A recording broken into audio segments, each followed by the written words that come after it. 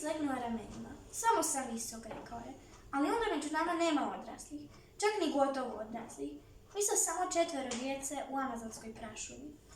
To bi, reče Fred, bila istina. Na našu nesreću, reče Lila. Na našu nereću, pokušaj ponoviti Max. Odlutio je nekoliko koraka iz nose ispuhujući mehuričaste šmrklje. Lila je jurnila za njim i izgrabila ga za rukav. Ne udaljavaj se od mene, rekla je.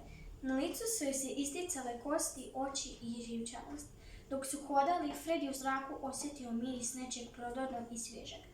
Nečeg što je više mirisalo na plavetnilo nego na zelenilo. Je li to rijeka? Mislim da je mogu namirisati, rekao je. Nemoj biti smiješan, rekla je Kon. Ne možeš namirisati vodu. Ali kad je zastala kroz gusto raspoređena stabla, Fred je vidio tračak nečega u potreku. Hajde, dođite, viknula je Kon. Pronašla sam rijeku.